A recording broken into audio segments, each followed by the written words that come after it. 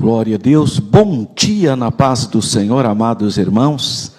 Graças a Deus, hoje é o primeiro domingo do mês de fevereiro. Quero desejar um novo mês cheio de bênçãos na vida dos amados irmãos. E hoje nós adentramos na lição de número 5, Jesus é Deus. E o nosso texto áureo tem era um cântico na igreja primitiva, João capítulo 1. Eles louvavam, eles cantavam, como nós cantamos hoje, né? Jesus, o verdadeiro Deus, por todos exaltado. A base está aí, no Evangelho de João, capítulo 1, versículo 1. No princípio era o Verbo, e o Verbo estava com Deus, e o Verbo era Deus. Só por esse capítulo 1, versículo 1, já estaria resolvido a questão sobre a divindade de Jesus. Está muito claro, não deveria haver nenhum tipo de discussão e nem nada, só por isso. Quem crê em João capítulo 1, versículo 1, é suficiente. Outra coisa importante, nós temos manuscritos do Evangelho de João do 2º século, com esse texto aí, 2º século.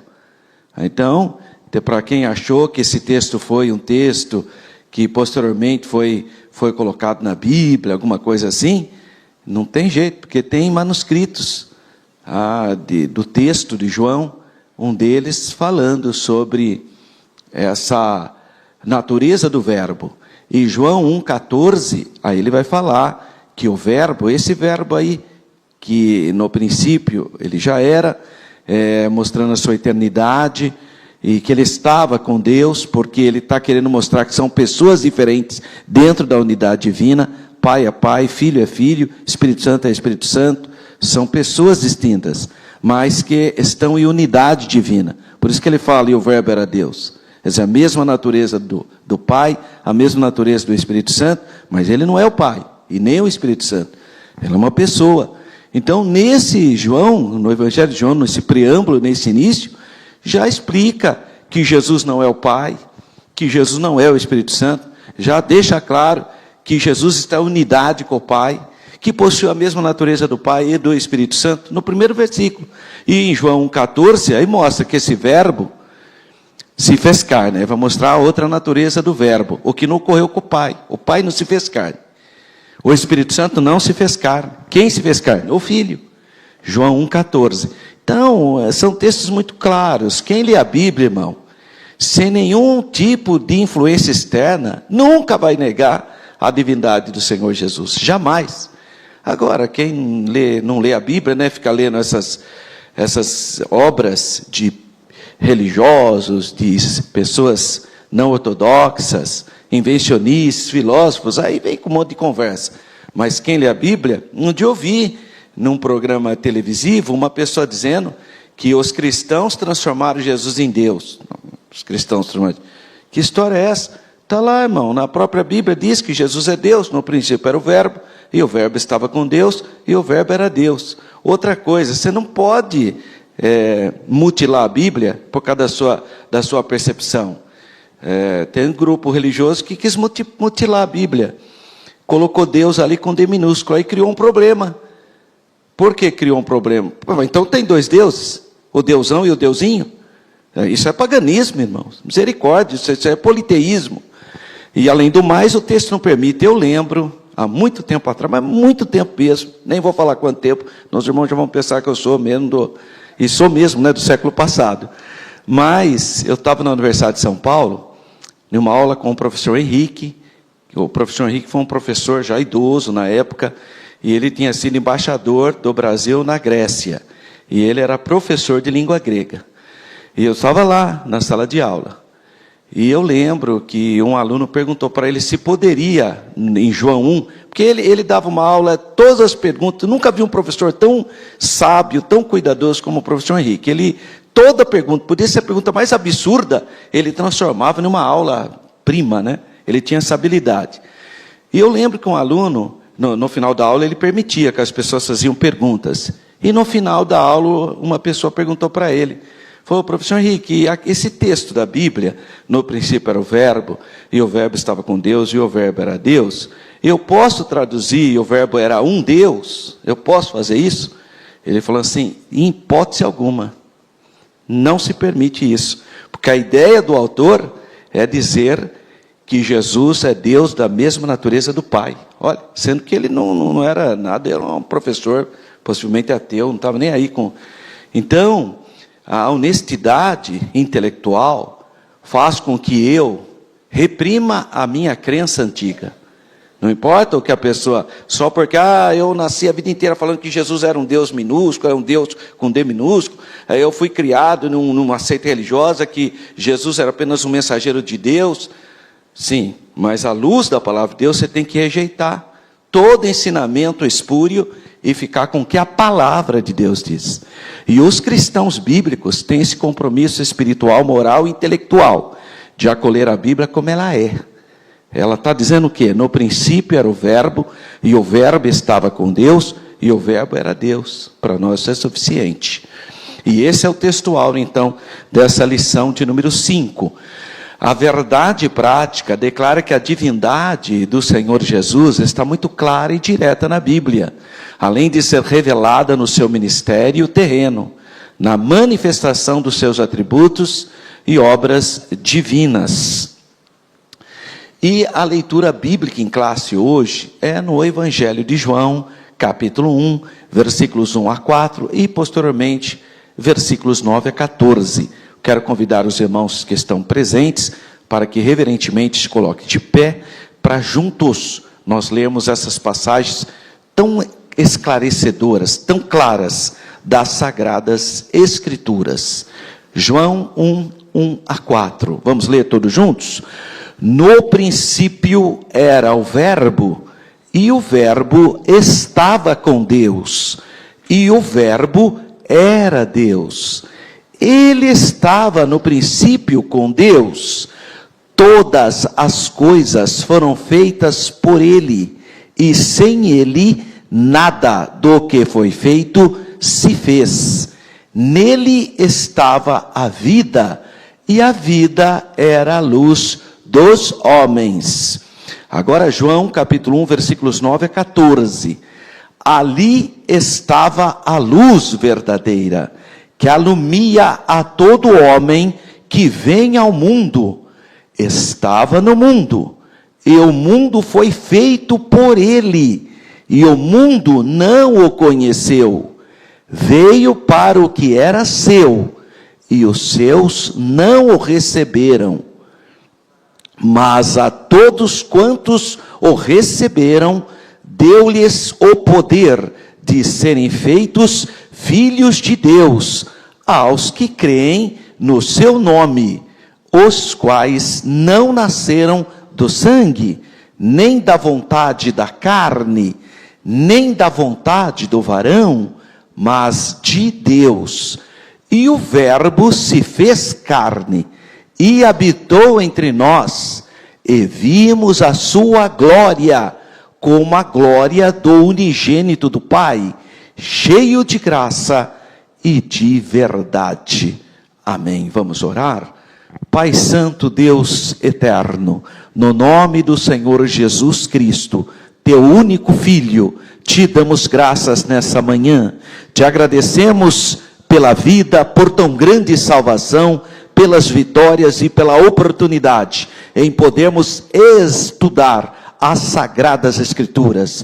Pai, abençoa cada família aqui presente, cada pessoa que nos acompanha de maneira remota, que a tua boa mão seja direcionada sobre nós, que possamos crescer na graça e no conhecimento de nosso Senhor e Salvador Jesus Cristo. Assim nós te louvamos e pedimos a orientação do teu Espírito Santo. Assim nós te damos graças, em nome do Senhor Jesus. Amém. Podeis sentar, meus irmãos. Então, a lição de número 5, a ênfase, o tema é Jesus é Deus e nós vamos pensar um pouquinho sobre o texto áureo proposto, embora no corpo da lição ele também vai trabalhar João capítulo 1, versículo 1. No princípio era o verbo, e o verbo estava com Deus, e o verbo era Deus. Então o nosso texto áureo, ele está inserido no Evangelho de João, no primeiro capítulo, onde declara que o Senhor Jesus é da mesma essência, ou natureza do Pai. No princípio era o verbo. Bom, temos aqui uma óbvia referência a quê? No princípio de Gênesis 1. Todas as que você ali no princípio, você já pensa no princípio, não é? É natural que você imagina na criação original. Embora a gente sempre pense, é natural que quando você inicia a leitura da Bíblia, é a impressão que é o Pai que é criador. Mas aqui está mostrando que o Filho é criador. E em outros momentos, o apóstolo Paulo diz que o Espírito Santo é criador. Está tudo certo, porque essas três pessoas estão em unidade divina. Então, tanto faz falar que o Pai é criador, como o Filho é criador, como o Espírito Santo é criador. Mas essa é uma alusão do livro do Gênesis, que pertence ao Antigo Testamento. E se torna ainda muito claro quando nós lembramos que qualquer judeu podia falar constantemente do livro do Gênesis, que está no imaginário judaico, principalmente 2000 anos atrás, como que era a criação. Então eles citavam, como que é a expressão hebraica, Bereshit, no princípio. Essa é a expressão que veio para nós como Gênesis, né, do grego. Com base nessa observação, alguns intérpretes têm insistido que a frase empregada pelo apóstolo João é meramente uma referência à criação original. Porque é natural, se ali no princípio, você fala, bom, no princípio criou Deus os céus e a terra. Então, no princípio. Então, é natural que se faça essa ligação e não está errada. Esse não é o problema. Mas se fosse só isso, essa frase poderia ensinar meramente a pré-existência do Logos, mas não necessariamente a sua eternidade. Só no princípio que ele começou a atuar. Você poderia ter essa interpretação, embora não é a interpretação convencional, mas essa não é a realidade, o texto vai além disso. Então nós temos que ficar atentos. Nós devemos observar, entretanto, que esse versículo não diz no princípio o Logos se tornou ou o Logos foi criado. Não está falando do Logos, mas ele está falando da pré-existência do Logos. Então precisa tomar cuidado aí para não ter, embora eu nunca vi alguém fazendo essa ideia, mas de repente, né? Assim sendo, ainda que essa frase nada mais seja do que uma referência ao ponto, no cronos, no tempo em que ocorreu a criação inicial de Deus, nós não conseguimos mensurar quando foi que ocorreu isso. Nós não temos essa capacidade, mas nós já encontramos ali a presença do Logos, já existindo, antes da criação. Veja que os apontamentos do Novo Testamento diz que Jesus é aquele cordeiro que foi morto antes da fundação do mundo. Então ele já tem uma pré-existência antes mesmo da fundação do mundo, na presciência de Deus. Então, está claramente a questão de que, independentemente de um ponto inicial, o verbo já existia. No princípio ele já era. Então a palavra que é usada no original grego é arché, significa princípio. Era usado com o propósito de fazer referência a uma geração primária, ou surgimento de todas as coisas. Arché, ele é interessante, porque é onde hoje a gente usa para governo, por exemplo, governador arcon, ou isso no catolicismo tem o arquebispos, não é? Que é o bispo principal, o arqué, é a palavrinha grega para o principal, o que está em preeminência, né, a palavra arqué. Ainda que esse vocábulo tenha sido usado desta maneira aqui, não há indicação nenhuma de que isso queria dizer que o Logos tivesse começo. Então qualquer pessoa que tenta deturpar a palavra, dizendo que o Logos inicia no princípio, está completamente equivocada, porque a ideia ali é outra, está dizendo que no princípio já era o verbo. Essa é a ideia. Ele já existia. Ele tem pré-existência. Muito bem. Então, ele é visto como já em existência no início da criação. Ele já estava presente. E aí ele fala, e o verbo era Deus. Que é uma frase mais clara de que Jesus é Deus. Porque quem que é o verbo? É Jesus. Todo mundo declara que o verbo é Jesus. Até as seitas religiosas. Até seitas e grupos religiosos que não aceitam a divindade de Jesus, admitem que Jesus é o verbo de Deus. Isso que é interessante. Então, o João fala explicitamente, e o verbo, ou seja, Jesus, era Deus. Ele está dizendo isso. Aqui então temos a ideia que completa o que tensionava o apóstolo João, ou seja, ser uma declaração gradual acerca da natureza de Jesus. Então ele quer falar sobre a natureza de Jesus. E ele está falando no ambiente cultural da Grécia, da língua grega. Por isso que ele usa o logos, que é a palavra grega para palavra. Verbo é a palavra latina, mas são palavras simétricas. Então ele começa dizendo, no princípio era o verbo, e o verbo estava com Deus, e o verbo era Deus. Ele estava no princípio com Deus. Todas as coisas foram feitas por ele, e sem ele nada do que foi feito se fez. Lá no versículo 14 ele vai mostrar a natureza humana. E esse verbo, que no princípio era Deus, ele estava com Deus, e o verbo era Deus, esse verbo se fez carne. Então ele está falando das duas naturezas de Jesus, Deus e carne. Então aqui temos a ideia que completa toda a percepção de João. É conservada a distinção entre pessoas, importante isso. Nós vimos na última aula o problema do modalismo ou do unicismo, que confunde na divindade as pessoas. O unicismo não percebe que existe um Pai, que existe a pessoa do Filho e que existe a pessoa do Espírito Santo. O unicismo não consegue enxergar isso. Ele acha que é só Jesus. Ora Jesus apareceu com cara de Pai, ora aparece com cara de Filho, ora aparece com cara do Espírito Santo. Mas é só Jesus. Não tem a menor possibilidade de existir uma única pessoa na unidade divina. Não tem jeito. Tanto é que você está vendo a distinção. No princípio era o verbo. E o verbo estava com Deus. Então, ele e o Pai são pessoas distintas. Agora, ele é Deus porque ele tem a mesma natureza do Pai. Então, tem que ficar claro essa distinção de pessoas. Pai é Pai, Filho é Filho e Espírito Santo é Espírito Santo. Não pode confundir as pessoas da unidade divina. Por quê? Porque o Pai tem um plano da redenção. Mas quem se faz carne e executa o plano da redenção, morrendo na cruz do Calvário, é o Filho. E quem convence a gente desse evangelho revelado por Deus, do mistério da piedade, que Deus se fez carne, é a pessoa do Espírito Santo. Jesus falou, eu volto para o Pai, mas eu vou enviar um outro Consolador, ele vos ensinará. Olha o pronome pessoal. Então, nós estamos falando de 3 pessoas, não pode haver confusão nas pessoas.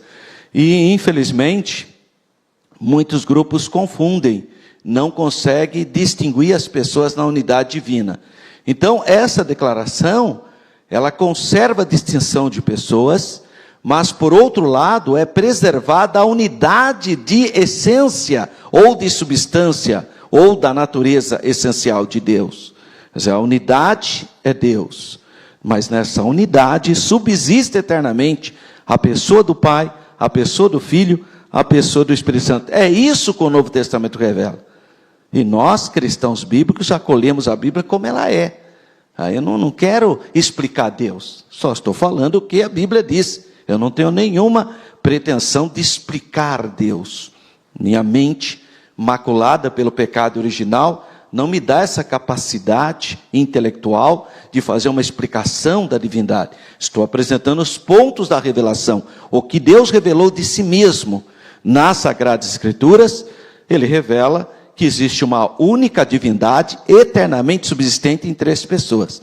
Mas se quiserem me provocar numa ideia de intelectualidade, dizendo que essa explicação é irracional, Então, a minha resposta é o seguinte: primeiro, que não se explica a Deus, não é pela racionalidade, mas é pela fé.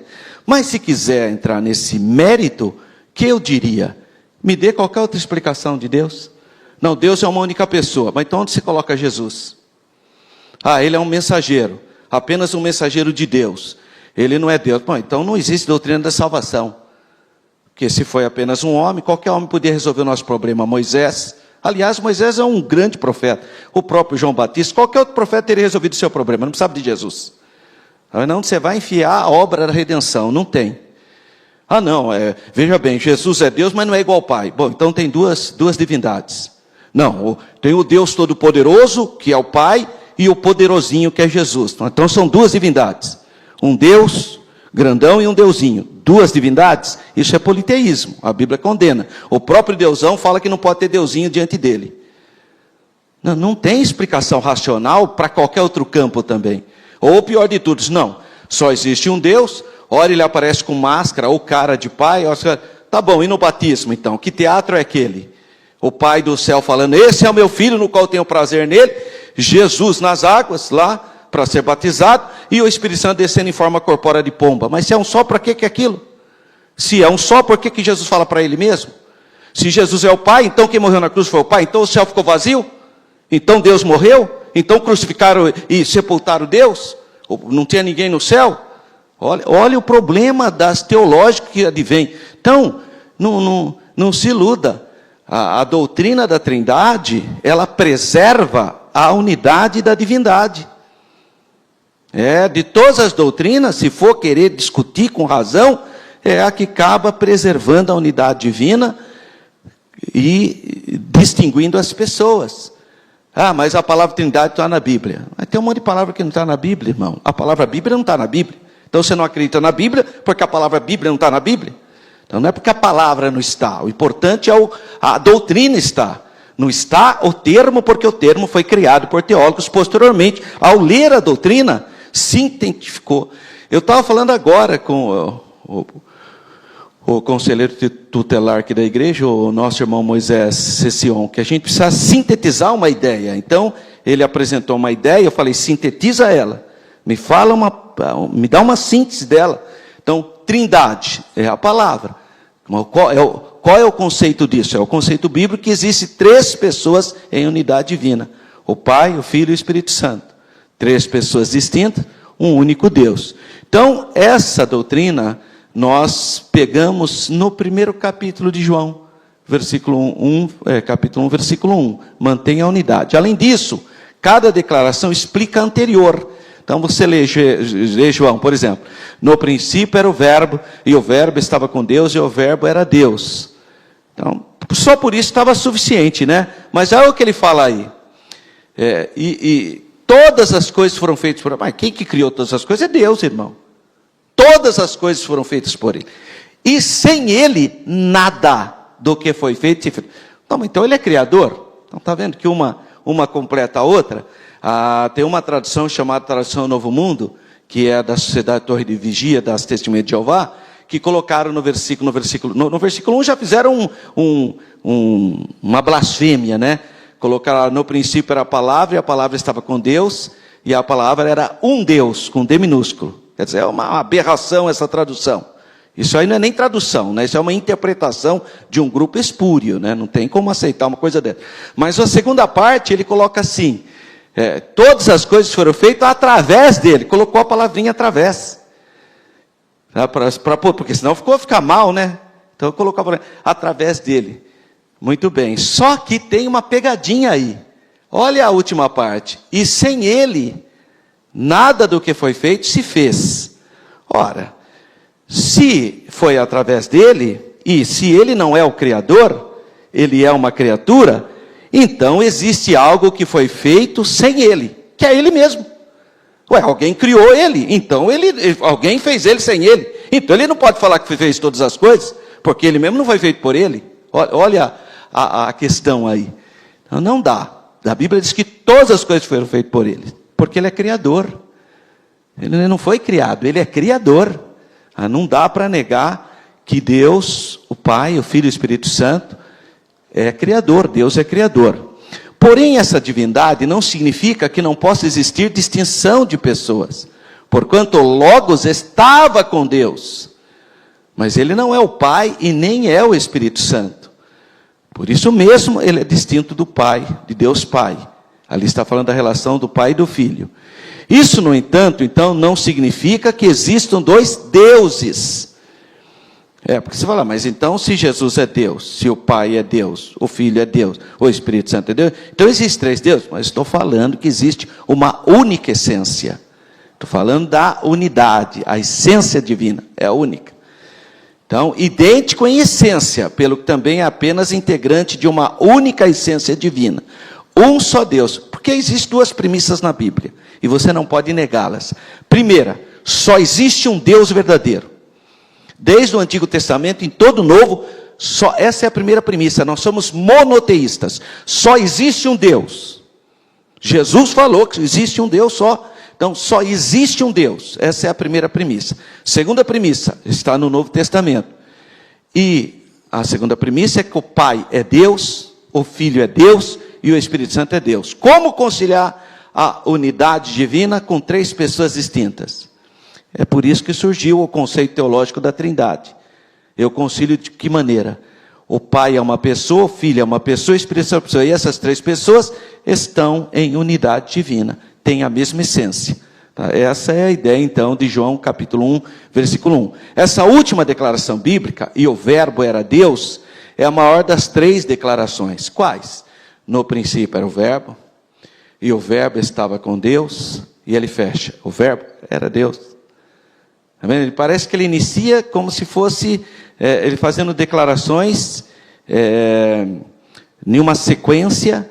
No princípio era o verbo estava com Deus, o verbo era Deus. Declara que Jesus é Deus. Então ele vai mostrando essa percepção. E mais uma depende de outra, elas estão interligadas. A ordem das palavras no grego dessa declaração é a seguinte: e o verbo era Deus, Deus era o verbo. Essa é a ideia.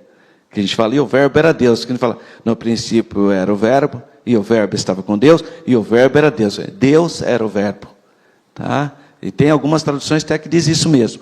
Essa ordem de palavras, contudo, a base da regra gramatical do grego, que se aplica à síntese do artigo definido.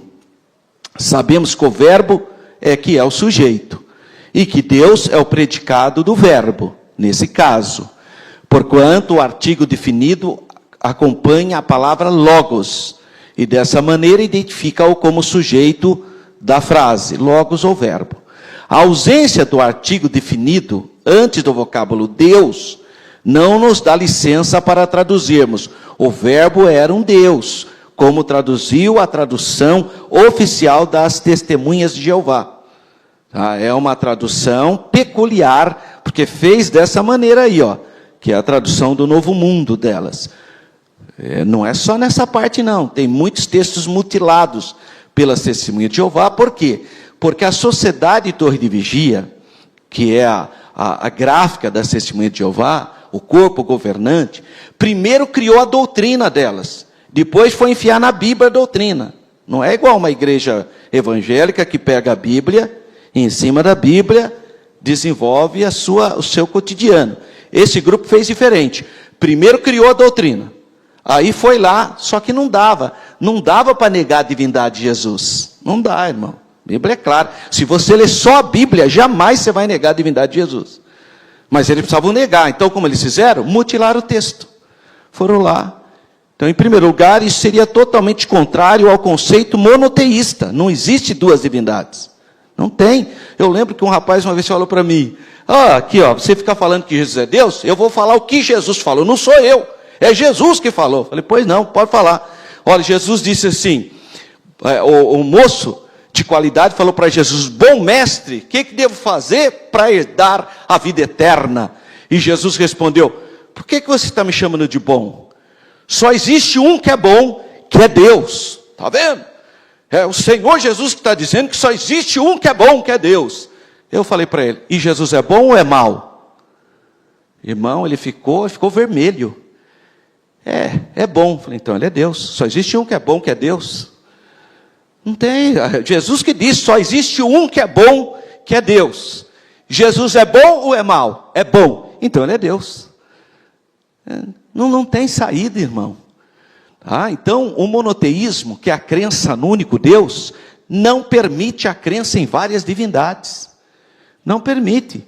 O próprio Deus da Bíblia não permite outras divindades. Ele fala, não terás outros deuses com D minúsculo diante de mim. Essa tradução pervertida é uma afronta aos 10 mandamentos, que é o primeiro do decálogo. Não terás outros deuses diante de mim. O que esse Jesus com D minúsculo está fazendo diante do Deus da Bíblia? O Deus da Bíblia não aceita nenhuma outra divindade. Aliás, a Bíblia chama Satanás com Deus com D minúsculo. Chama de o Deus desse século. Paulo escrevendo aos Coríntios, ele fala o Deus desse século. Mas ali, na verdade, o que Paulo está fazendo, ele está apenas desconstruindo a ideia de Satanás. Ele pensa que é uma divindade, mas é um falso Deus, por isso com D minúsculo. D minúsculo é falso. O verdadeiro é com D maiúsculo. Agora eu pergunto para os irmãos, se Jesus é um Deus com D minúsculo, eu pergunto para vocês, Jesus é um Deus verdadeiro ou é falso? Se for com D minúsculo, ele é falso. E você vai acreditar em um Deus falso? Veja como não tem fundamento, se eu entrar numa perspectiva de discussão intelectual sobre a questão. Então, ou você aceita que Jesus tem a mesma essência do Pai, portanto é o Deus verdadeiro, ou você tem um problema teológico. Você tem uma falsa divindade, que seria Jesus, porque ele tem o D minúsculo. Então não dá para aceitar, em hipótese alguma, em situação alguma, chamar Jesus de um Deus com D minúsculo. Porque quando Satanás é chamado com D minúsculo, na verdade, você está apenas falando o seguinte, é falso. Deus com D minúsculo é falsidade. Então, esse texto, essa ideia de chamar Jesus de um Deus com D minúsculo, contraria o monoteísmo que há por detrás da teologia judaica cristã. Não se aceita em hipótese alguma a crença em 3 divindades. Porque também tem gente que acha que trindade é 3 divindades. Não é. Isso não é trindade, isso é tríade. Tríade são 3 divindades. Trindade são 3 pessoas, uma só divindade. Cuidado, porque às vezes você pergunta para irmãos que não vêm na escola bíblica dominical, não estuda, o que é trindade? É 3 pessoas numa só. Não, isso não é trindade. São 3 pessoas eternamente subsistentes em um só Deus. Uma só divindade eternamente subsistente em 3 pessoas distintas. Essa é a definição teológica da palavra trindade. Em segundo lugar, tal tradução de traduzir por Deus como um Deus, com D minúsculo, é equivocada, visto que a ausência do artigo não requer a adição do artigo indefinido. Não há um. É como Jesus fala, eu sou um caminho. Então existem outros. Não é definido o artigo. Então você teria que colocar o artigo definido, e aí você vai ter um problema. Se você colocar, olha só, eu vou dar exemplos para vocês. Se coerentemente acrescentarmos o artigo indefinido, em cada vez que não figura o artigo definido, antes de um substantivo, a tradução transforma-se em um autêntico caos. Por quê? Você não pode só mudar aquele texto lá, à sua vontade, ao seu critério. Então, vou dar um exemplo, João 14, olha como ficaria, desse mesmo primeiro capítulo. E o verbo se tornou uma carne. É lógico, você não vai pôr só no um Deus lá em cima. Não pode, vamos seguir a mesma regra. Olha o problema. Então, aí o verbo se tornou-se carne? Não, tornou-se uma carne. Versículo 18, o mesmo capítulo diria, ninguém jamais viu a um Deus. Não, ali está dizendo, ninguém jamais viu Deus. Mas você quer usar a invencionice da tradução Novo Mundo? Olha o problema aí. Note-se que neste último caso, a referência bem definida é a Deus Pai. O que nos forçaria a chamar o Pai de um Deus, com D minúsculo. Olha o problema. E não Deus ou o Deus. O artigo definido seria o Deus. Não indefinido, um Deus. Por sua vez, o versículo 6 fica mais visível ainda. Olha como fica João 1, 6, seguindo o mesmo critério da Sociedade Torre de Vigia, da Testemunha de Jeová, na tradução Novo Mundo. Houve um homem enviado de um Deus. Ué, você não quer chamar o verbo de um Deus lá em cima? Siga o mesmo critério para você ver o que vai acontecer. Vai virar um caos a sua tradução. Por isso eu vejo desonestidade teológica na tradução do Novo Mundo. Porque eles só mudaram aonde lhes interessava. Isso, irmão, é peculiaridade de desonestidade intelectual. Você só muda quando te interessa. Eu já vi gente assim, irmão. Chega lá, vamos separar diácono. Aí começa a ler a Bíblia. A hora que está escrito, não dada muito vinho, pula. Por que pulou?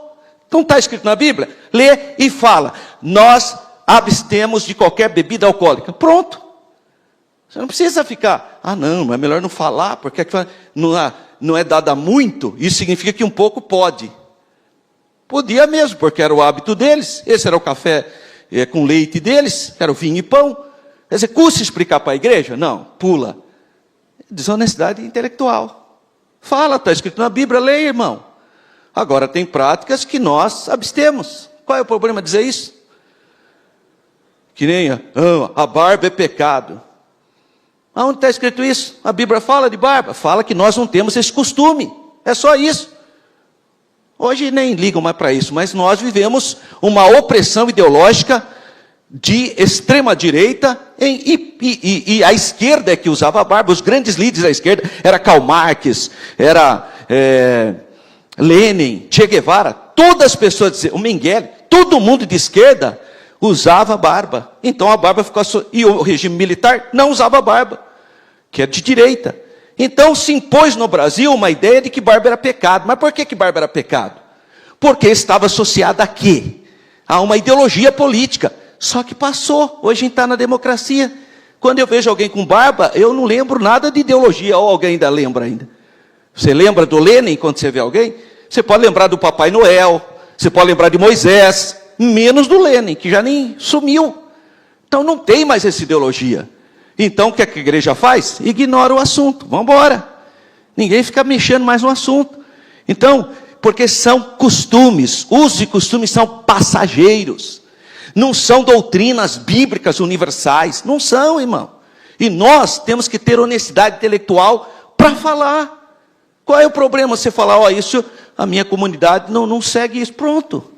Mas não torcer a Bíblia, criando uma heresia e um caos teológico, como a tradução do Novo Mundo. Aí não dá. Ficou claro, irmãos? Amém? Muito bem. Vamos avançar então. E houve mais, e uma vez mais, a referência óbvia é o Pai ali. Houve um homem enviado por Deus. Ali é o Pai a referência. Que novamente devia ser intitulado de um Deus. Né? Se insistíssemos em suprir o artigo indefinido, de cada vez que o artigo definido não acompanhasse algum substantivo.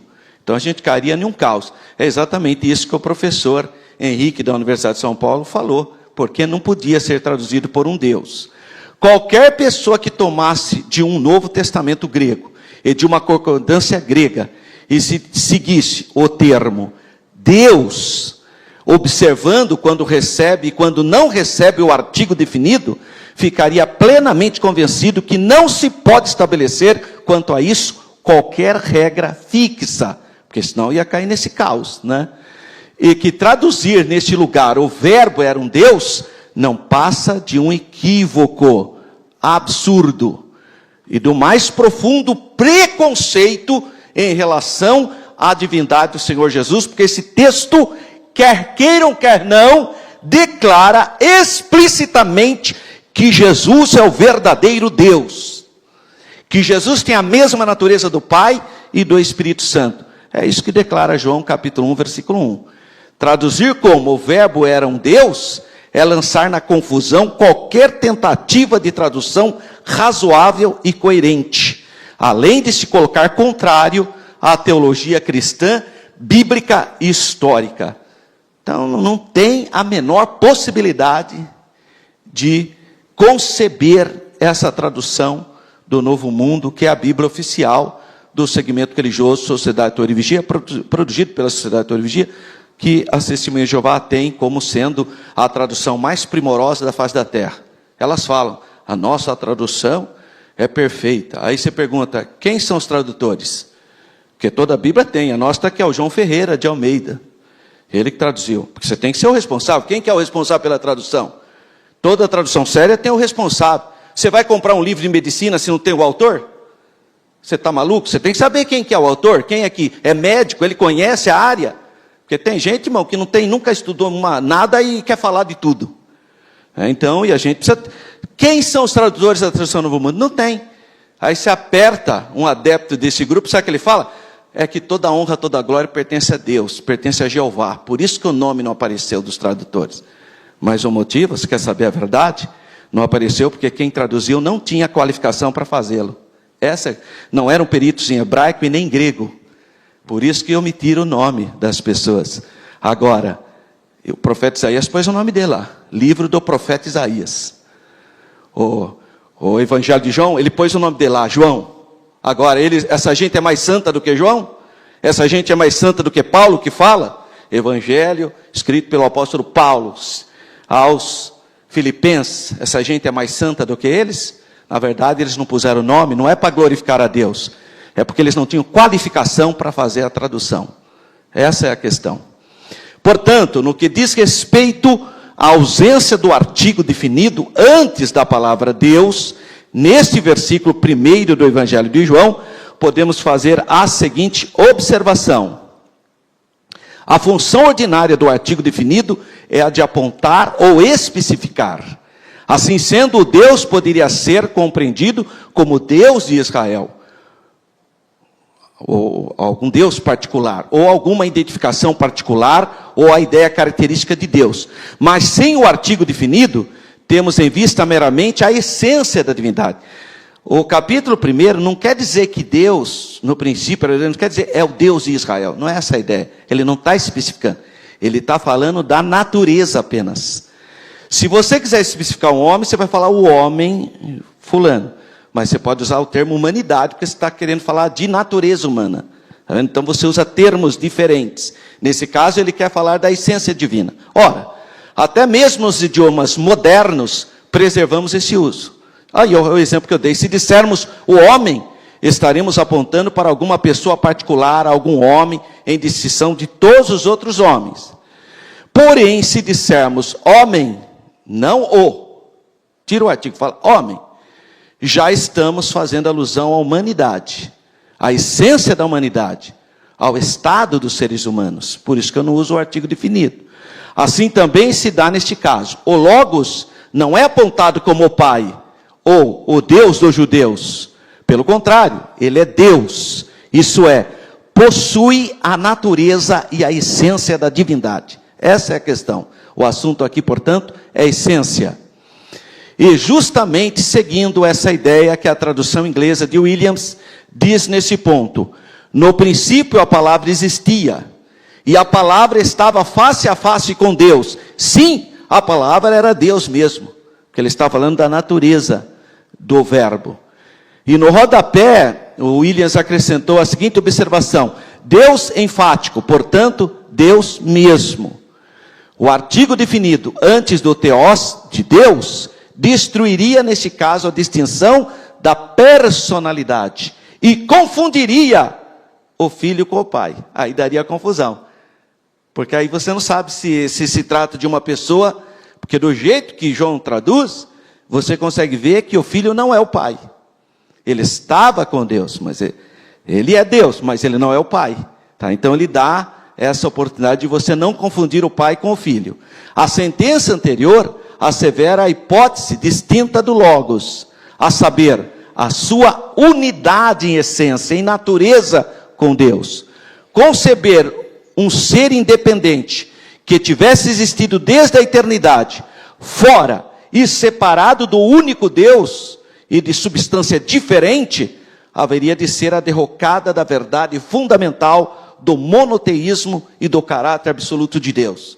Se você conceber uma outra pessoa fora da essência una de Deus, então você está quebrando o monoteísmo. Isso pode ser qualquer coisa, menos monoteísmo, porque aí são duas divindades. Só pode haver um ser ou uma substância de ordem divina. Para preservar o monoteísmo, só pode existir um único Deus. O Evangelho declara que os homens devem honrar o Filho, tal como honra o Pai. sem identificá-los entre si. Quem honra o Filho, honra o Pai que o enviou. João 5:23. Assim também nesse versículo 1 do Evangelho de João, o Logos é identificado com um ser divino, mediante o emprego da palavra Deus, sem o concurso do artigo definido. A sua essência é divina. E no versículo 1 de João 1, por semelhante modo, a palavra carne, sem o artigo definido, identifica, o versículo 14 aí, tá? Não é o versículo 1. O versículo 14 de João 1, a palavra carne, sem o artigo definido, identifica a natureza humana autêntica do Senhor Jesus. A essência de Cristo também é humana. Ele tem duas naturezas. Ele é verbo, Deus. Está em unidade com o Pai e com o Espírito Santo. Mas é homem, carne. E ele, portanto, pode fazer o elo entre o homem e Deus. Por isso que ele é o único sumo sacerdote. Por isso ele é o único nome. Porque ele tem as duas naturezas. Verdadeiro Deus e verdadeiro homem. Amém. Vamos então entrar agora na proposta da lição. A doutrina bíblica da divindade do Senhor Jesus. Jesus é Deus. Então o Novo Testamento é direto quanto à natureza divina de Jesus. E o verbo era Deus. João 1:1. João 20:28, Tomé lhe respondeu, Senhor meu e Deus meu. Tomé fala a respeito de Jesus. Se eu mostrar esse texto para uma pessoa que não crê na divindade de Jesus, sabe o que ele vai falar? Não, é que Tomé estava muito emocionado, então ele deu uma nota fora, ele chamou Jesus de Deus. Mas é que ele estava muito emocionado. É isso que eles vão falar, por causa que o texto deixa claramente que Tomé chama Jesus de Deus, né? Então eles usam esse termo. Filipenses 2:6. É muito bonito, Filipenses 2. Mesmo existindo na forma de Deus, em outras palavras, mesmo sendo Deus, não se considerou ser igual a Deus, algo que devia ser retido a qualquer custo. A nossa tradução está assim, sendo Deus, não teve por usurpação ser igual a Deus, mas se esvaziou. Então, apesar dele ser Deus, porque o assunto ali não é divindade. Filipenses 2, o assunto é humildade. Nós temos que ser humildes como Jesus, que sendo Deus, não se apegou aos atributos divinos, mas se esvaziou para vencer o pecado, vencer o diabo, vencer a morte como homem. Jesus não usou nenhum atributo da divindade para vencer Satanás. Por isso que ele é o nosso Adão, o Adão verdadeiro. Porque o nosso primeiro Adão pecou, mas o nosso segundo Adão, que é Jesus, ele derrotou Satanás, a morte, e venceu na cruz como homem. Glória a Deus. Mas ele é Deus, ele está falando, sendo Deus não se apegou, é a quinose, né? Se esvaziou. Colossenses 2:2, para conhecimento do mistério de Deus, que é Cristo. Olha só, Paulo falando aos Colossenses. Tito, essa tradução é tudo da Nova Almeida atualizada. Tito 2:13, e a manifestação da glória do nosso grande Deus e Salvador Jesus Cristo. Sabe como a tradução do mundo fez nesse versículo? Porque esse versículo fala que Jesus é o grande Deus e Salvador. Então eles colocaram assim, e a manifestação da glória do grande Deus puseram um do ali, e do Salvador. Separaram Jesus Cristo de ser chamado de grande Deus. Mas na Bíblia, no grego original, fala que Jesus é o nosso grande Deus e Salvador. Ele fala isso. 2 Pedro, capítulo 1, versículo 1. Aos que conosco obtiveram fé igualmente preciosa na justiça do nosso Deus e Salvador Jesus Cristo. Como a tradução Novo Mundo fez? Pôs um do ali na frente. Fica a justiça do nosso Deus e do. Esse do não existe. Mas eles enfiaram, por quê? Porque esse versículo atrapalha a doutrina que Jesus não é Deus. Mas a Bíblia diz que Jesus é Deus. Tinha um versículo que a tradução Novo Mundo tinha esquecido de mudar, irmão. E eu usava muito esse versículo, que é esse aí, ó. Eles mudaram tudo, mas esse eles esqueceram. Agora já mudaram, viu, irmão? Mas na época, lá na década de 80, eles tinham esquecido de mudar esse versículo na tradução Novo Mundo. Olha o que diz o versículo.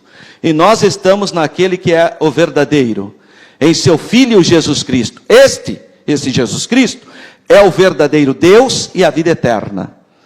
Esse versículo era perturbador, porque estava na tradução do mundo, eu lembro como fosse hoje, estava escrito assim, ó, e sabemos que o Filho de Deus é vindo, e nos deu entendimento, e nos deu capacidade intelectual, para conhecermos o que é verdadeiro. E no que é verdadeiro estamos, isto é, em seu Filho Jesus Cristo. Este é o verdadeiro Deus e a vida eterna. Agora eles precisaram mudar porque pegava mal, né? Um dia eu pedi para eles mudarem, inclusive. Eu falei, muda esse versículo aqui na sua Bíblia, que está pegando muito mal isso. Está chamando Jesus de Deus verdadeiro. E vocês não acreditam nisso, né? Eu cheguei a falar para eles isso. 1.2. Seus atributos absolutos. Os atributos são perfeições próprias da essência de Deus. Existem atributos, irmãos, que só Deus tem. Maria não tem. João não tem. Moisés não tem.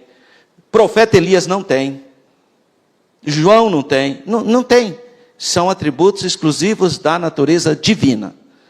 Agora, tem atributos que são compartilhados. Quais são os 3 atributos exclusivos de Deus?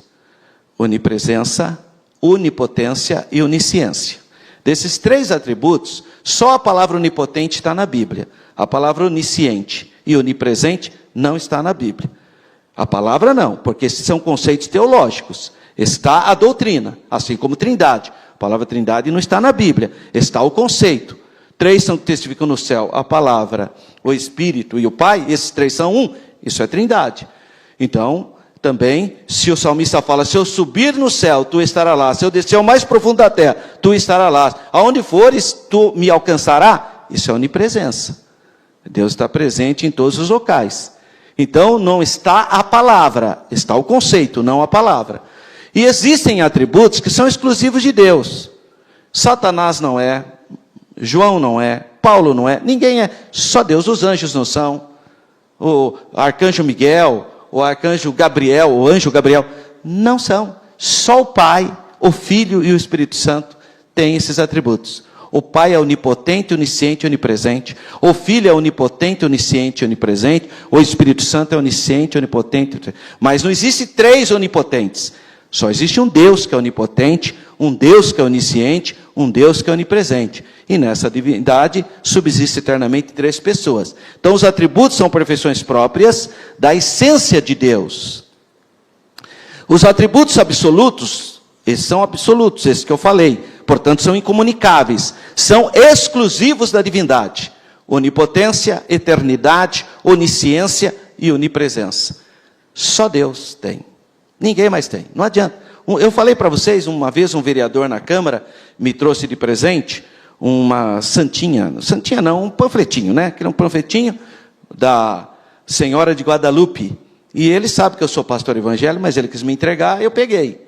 Como eu sou da área de história, eu gosto de ler tudo, eu fiquei lendo. Fiquei no cantinho lendo a história da Virgem de Guadalupe no México. Aí eu lendo, aí ele chegou para mim e falou, então, ó, pede para a mãe, que a mãe responde mais rápido. Eu falei, isso na sua percepção humana, né? Ele falou, mas por quê? A mãe sempre responde mais rápido. Ela é onipresente? Aí ele ficou, é. Eu falei, Maria é ou não é onipresente? Não, não é. Porque se eu falar que é onipresente, você vai falar que ela é deusa. Não, eu não vou falar. Você mesmo vai chegar a essa conclusão. Então ela não é onipresente? Não. Ela é onipotente? Tem todo o poder no céu dela? Não. Ela é onisciente? Ela sabe? Não. E você vem falar para mim, para pedir para a mãe que é mais rápido? Fala, agora eu vou te devolver a questão. Jesus é onipresente? É onipresente. Jesus é onisciente? É onisciente. Jesus tem todo o poder? Tem todo o poder. Falei, você vem falar para mim que pedir para a mãe é mais rápido? É muita simplicidade, né? Muita fraqueza teológica, né, irmão? Falei, tem mais.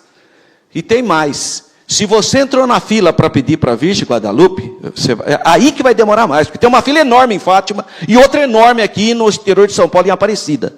A fila é grande. E você ainda tem coragem de me falar que ela é onipresente. Ou seja, se ela estiver em Aparecida, não pode estar em Fátima. Se estivesse em Fátima, não poderia estar em Guadalupe. E você ainda vem falar para mim que ela é mais rápida. Aí ele falou, me devolve o papel. Eu falei, não senhor, você me deu, é meu esse papelzinho. Não devolvi. Então, irmão, crer é também pensar. Que é isso? Atributos absolutos e incomunicáveis. Não existe nenhum ser humano, nenhum tipo de arcanjo, nenhuma criatura que tenha esses atributos do Pai, do Filho e do Espírito Santo. Peça para o Filho, porque Ele é onisciente, onipresente, onipotente. Aonde tiver 2 ou 3 reunidos em meu nome, ali eu estarei presente. Jesus está em nosso meio, porque Ele é onipresente. Jesus disse, todo poder é me dado nos céus e na terra, porque Ele é onipotente.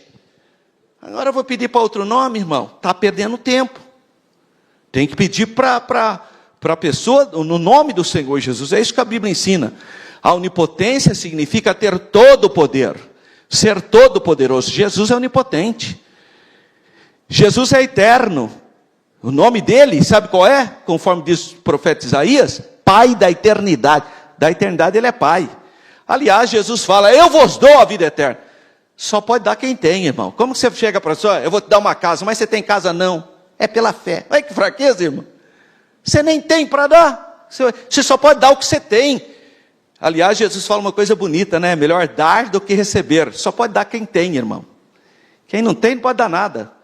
Jesus é eterno. Ele pode nos dar a vida eterna. No princípio era o verbo. João 1, que nós já vimos. Indica que ele já existia antes mesmo da criação com o Pai. Gênesis 1. A onipresença é o poder de estar em todos os lugares ao mesmo tempo. Jesus é onipresente. A onisciência é o conhecimento perfeito e absoluto que Deus possui de todas as coisas, de todos os eventos. Então, ele usa muito da sua presciência. Ele sabe de antemão. Isso não significa que ele te predestinou. Não, você vai fazer sua escolha. Mas ele sabe quais serão as suas escolhas. Ele sabe. Então, fala, Deus endureceu o coração do faraó. O faraó já tinha endurecido o coração dele. Deus sabia que o faraó não ia aceitar nada. E todas as vezes que o barro aproxima da luz, o barro endurece ainda mais. E todas as vezes que a cera aproxima da luz, amolece. Se o seu coração for de cera, vai amolecer. Se o seu coração for de barro, ele vai endurecer. Isso que é endurecimento de coração ou amolecimento de coração, né? Jesus possui esse atributo de saber todas as coisas, conforme, várias vezes fala Jesus conhecendo a intenção deles, várias vezes aparece essa expressão. Bom, a heresia que nega a divindade de Jesus. Eu já apliquei algumas coisas, mas vamos rapidamente. O arianismo. Ário, ele era bispo, ele era presbítero, na verdade. É bispo, né? Presbítero, bispo, ancião, superintendente, é tudo a mesma coisa. Ele era bispo de Alexandria, a grande cidade no Egito, e ele foi um dos primeiros a formular uma teoria que Jesus não era igual ao Pai. Então, ele é o primeiro que falou, não. Jesus é a primeira criatura de Deus. Ele acreditava que Jesus... E qual foi a base dele? Foi uma interpretação errada da Septuaginta. Septuaginta tem uma tradução ali em Provérbios, capítulo 8, se não me engano, Provérbios 8, 22. Não sei como... Dependendo como for a sua tradução, olha aí na sua tradução. Provérbios 8, 22. Dependendo como tiver aí o texto, eu posso dizer para você que a sua tradução foi direto da Septuaginta. A minha é uma tradução direta do hebraico. Diz assim, o Senhor me possuiu no princípio dos seus caminhos, e antes das suas obras mais antigas. Mas eu não sei, alguém aqui está traduzido aí, no princípio o Senhor me criou? Tem alguém aí que tem essa tradução? Olha lá atrás, ó. Irmãzinha, você vigia, hein? Essa é a tradução da Septuaginta do grego. Foi com base nesse versículo que o Ário interpretou que Jesus era criatura de Deus. Só que no hebraico não está criou, está possuir. O Senhor me possuía no princípio, tá? Então escreve aí do lado da sua Bíblia aí, ô varoa. Escreve aí, possuir, hebraico, tá? Escreve aí, irmãs, tem medo de escrever na Bíblia? Está na escola dominical, arruma aí. Então, os primeiros a negarem foram os arianos. Foi Ário. Bom, seguidos por quem? Assim, e na Judéia surgiu um grupinho de judeus que também não criam que Jesus era Deus.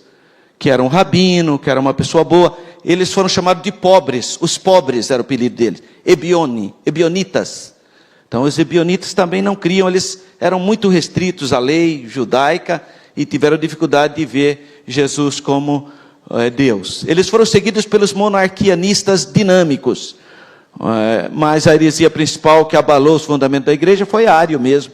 Porque Ário era o grande líder da igreja em Alexandria. Foi por causa disso que o imperador Constantino sugestionou que se fosse feito o primeiro concílio geral da igreja, né, na cidade de Niceia, em 325. Olha a data do Ário. 318. 318 ele pregou que Jesus não era da mesma natureza do Pai, que era com base em Provérbios 8 e 22, que é a tradução da Septuaginta, tradução grega. E aí ele começou a defender essa tese, e os bispos ficaram horrorizados, porque todo mundo já cria que Jesus era Deus, conforme João 1:1, todo mundo cria. Mas ele levantou e começou a trazer um problema. Ele negava a divindade de Cristo e o considerava como um Deus de segunda categoria. O mestre de obras, ele falava. Ele é o mestre de obras de Jeová Deus. Adivinha quem desposou essa doutrina na atualidade, né? Vocês sabem quem é, né? Então, Ário rejeitava a eternidade do Verbo, embora defendesse sua existência antes da encarnação, recusava que fosse ele eterno como Pai, insistindo na tese de que o Verbo foi criado como a primeira criatura de Deus. E aí você já vai ter um problema, porque se Jesus foi criado, então ele não pode ser adorado, que nenhuma criatura pode ser adorada. Tá? Então, por isso que esses grupos que não admitem a divindade de Jesus, eles proíbem adorar a Jesus. Não pode, né? Porque como que você vai adorar uma criatura? Não pode. Seria um contrassenso. Então a palavra de ordem aranista era: houve tempo que o verbo não existia. Então para eles há um momento que o verbo não existe. Ele começou a existir apenas quando começaram a criar as coisas. Suas explicações: Ário e seus seguidores pensavam as escrituras, aqui e acolá, em busca de alguma passagem bíblica para dar sustentação à sua crença. É difícil, irmão. Quando você inventa uma crença e depois vai querer procurar na Bíblia alguma coisa, você vai descontextualizar. É impressionante como... Olha, um dia um rapaz falou para mim, morreu, acabou. Você sabia que morreu, acabou? Falei, não, a Bíblia não fala disso não. Fala, abra sua Bíblia aí em Romanos 6. Falei, Romanos 6 fala sobre... Fiquei pensando, né? Falei, mas Romanos 6 fala sobre batismo. Ele falou, não, lê aí, vou ler aqui para você. Estava grifado na Bíblia dele, inclusive. Romanos capítulo 6.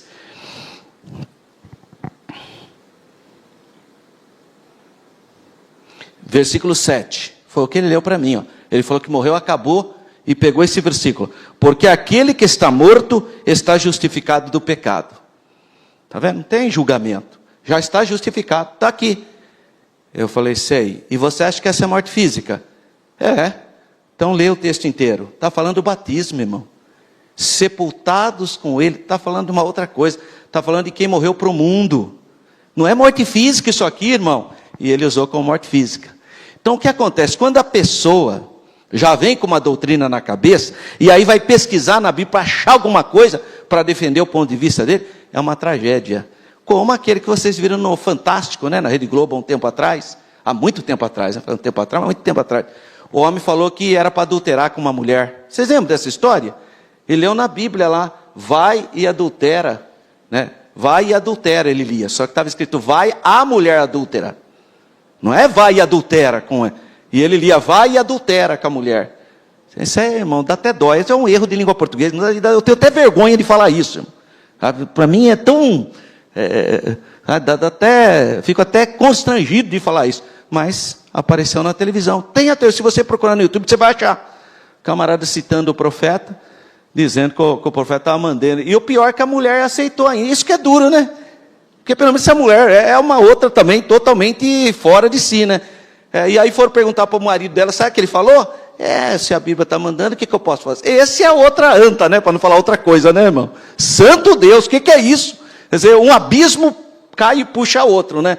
Irmão, tem a dó, né? Muita simplicidade para o meu gosto, né? Então segue algumas dessas crenças peculiares e emblemáticas. Então eu citei aí, Provérbios 8, 22. O Senhor me criou, o Senhor me possuía. Está na Septuaginta, lá LXX significa Septuaginta. Colossenses 1,15, eles pegam, o qual é a imagem do Deus invisível e o primogênito de troca. Está vendo? É o primogênito. Quem é o primogênito? Não é o primeiro filho? Não é o primeiro de uma série? Não necessariamente. A palavra primogênito do grego é a palavra prototokos. Pode significar primeiro de uma série, mas também tem outros significados, como por exemplo, origem, princípio, aquele que tem a preeminência. Eu te dou um exemplo. Hebreus fala que a igreja de Deus é a igreja dos primogênitos.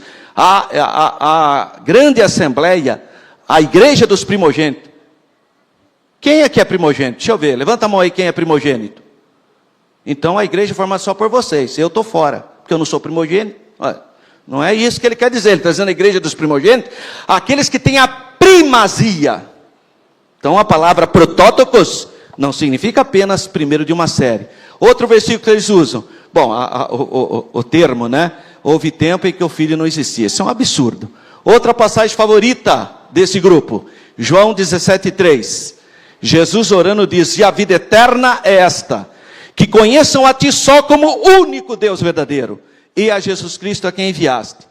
Está perfeito, pai e filho. Mas o filho também é Deus verdadeiro.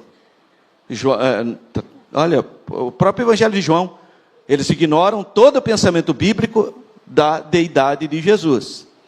Como se solucionar as controvérsias? Bom, a tradução criou da Septuaginta é uma opção do hebraico, que pode significar obter, adquirir, criar, possuir, etc. Mas o sentido de criar não é trazer a existência de algo. Porque trazer a existência de algo, se o verbo ali fosse bará no hebraico, olha, veja só, irmãos, o primeiro versículo da sua Bíblia na língua hebraica, Bereshit bara Elohim. Bará significa trazer a existência de algo que ainda não existe, do nada. E não é esse verbo, não é essa ideia, não é bará que está ali. Texto de Colossenses 1 diz que Jesus é o primogênito, ou seja, diz que ele é aquele que tem a primazia sobre todas as coisas. Jesus encarnado tem a primazia da criação. Conhecer a Deus é o mesmo que conhecer a Cristo, as duas naturezas. E implicações do arianismo na atualidade. Bom, cuidado com a tradução Novo Mundo, que é a tradução das Testemunhas de Jeová, porque elas negam de maneira tendenciosa a divindade do Senhor Jesus. Eu já falei da palavra Deus com D minúsculo, isso está na sua lição também, já expliquei isso. Movimentos orientais que negam a divindade de Jesus.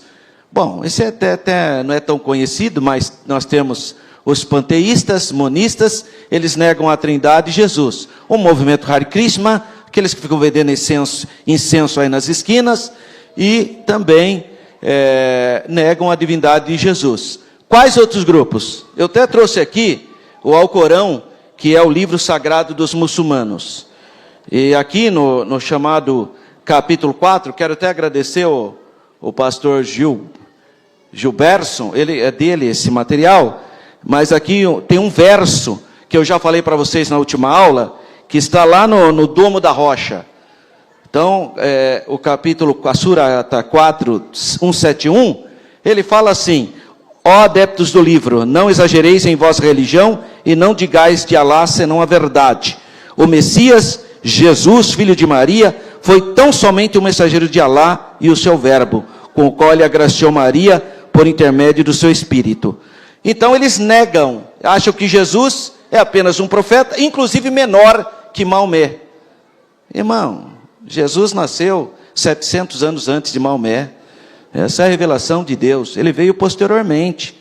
Então a querer comparar, não dá, né, irmão? Não dá. Mas enfim, é o livro sagrado, eles acreditam e matam por causa disso, dão a vida por causa disso. E a gente respeita todas as religiões, mas eu não sou obrigado a aceitar como uma declaração que nega o que a Bíblia Sagrada ensina. Mas o Alcorão não acredita que Jesus é o Filho de Deus, não acredita que Jesus é o Salvador, não acredita que Jesus foi crucificado, não acredita que Jesus ressuscitou ao terceiro dia. O Alcorão não acredita. Eu vou ler, só para vocês verem que eu não estou inventando nada. Está aqui, ó. Também Surata 4, 151. Olha só o que ele diz.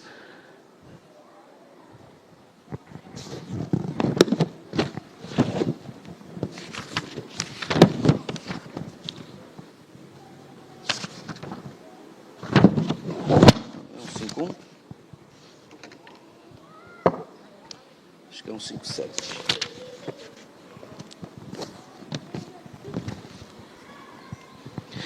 157. Surata 4, 157.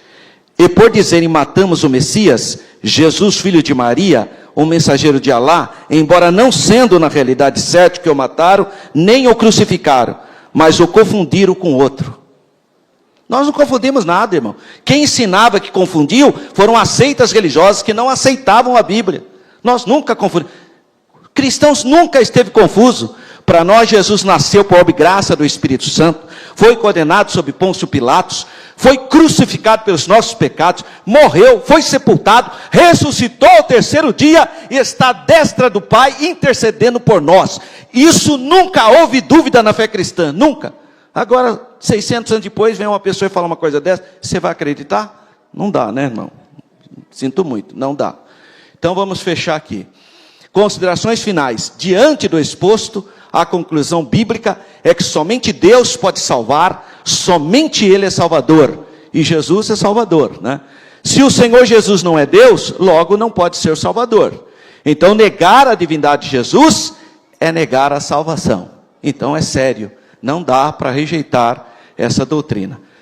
Muito bem, meus irmãos, se Deus nos permitir, em novembro de 2025, nós vamos viajar para Israel. Se quiser ir, tira uma foto aí, ó, dos números dos contatos, entre em contato que ainda dá tempo, embora o nosso grupo já está fechadinho, né?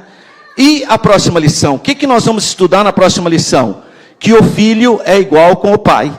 Então essas lições, elas são muito importantes. Procure estudar na sua casa, tira dúvida, anota certinho, para que você possa vir para a escola dominical preparado. Que Deus continue abençoando os irmãos. Tenham todos uma semana abençoadíssima. Amém.